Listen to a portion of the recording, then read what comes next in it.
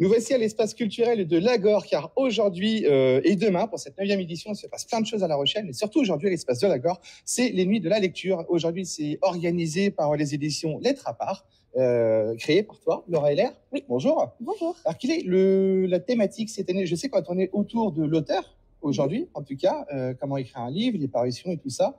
Qu'est-ce qui, toi, justement, t'a motivé aujourd'hui à organiser cette journée?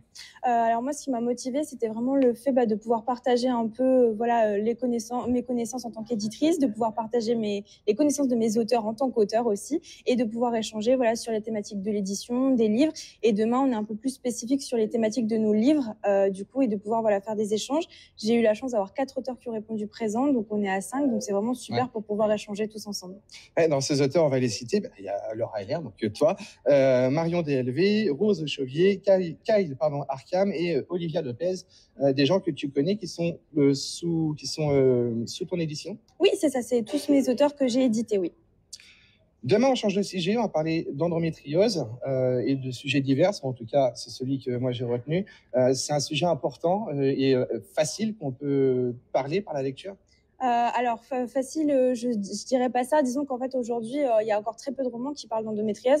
Moi, quand j'ai sorti À la vie et à la danse en 2022, c'était le premier roman en France qui en parlait. Mais c'est vrai que c'est un sujet très important pour moi qui me tient à cœur puisque j'en suis moi-même atteinte. Et je vais essayer d'en parler le plus possible, de sensibiliser le plus possible. Et c'est vraiment le but de ce roman, en plus du fait que je reverse 1 euro à EndoFrance. Donc j'aide les personnes qui l'achètent aident la recherche, pardon. Aujourd'hui, il y a eu aussi une conférence de presse que tu as rondement menée d'ailleurs, il y a eu du monde. De quoi vous avez parlé à cette conférence de presse? Est-ce que le public était réceptif? Et est-ce que la question aujourd'hui de devenir auteur, ça devient compliqué avec les réseaux par exemple? Alors aujourd'hui, du coup, on a parlé vraiment de l'édition globalement, on a parlé de chiffres clés, on a parlé de ce que c'était d'être auteur. On a aussi, j'ai donné quelques conseils aussi pour pouvoir envoyer son manuscrit. Oui, le public était plutôt réceptif, il y avait pas mal de questions aussi à la fin, pas mal de gens intéressés, surtout du coup pour publier leurs livres en fait. Et être auteur en 2025, c'est plutôt, moi je dirais grâce aux réseaux sociaux, c'est plutôt devenu positif et entre guillemets, peut-être pas plus simple, mais en tout cas ça permet d'ouvrir plus de portes et ça permet aussi d'avoir plus de lecteurs potentiels puisque les réseaux sociaux aident à se faire connaître et à rencontrer des gens qu'on n'aurait pas rencontrés autrement. Ouais.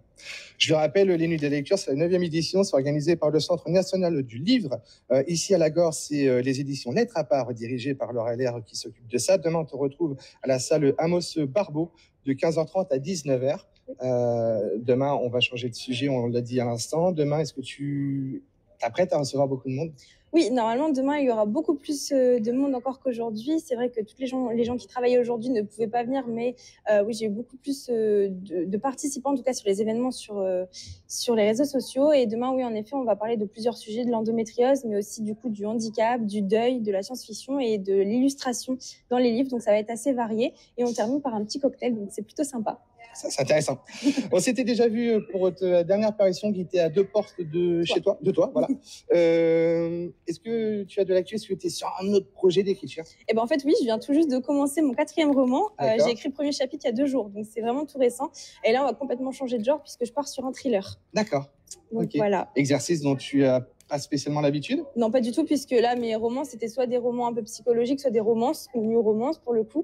Donc là, c'est vraiment tout nouveau pour moi. Ça va être quelque chose de vraiment très, très construit, voilà. Donc c'est pas évident à écrire, mais j'ai hâte et j'ai l'espoir qu'il sorte cette année.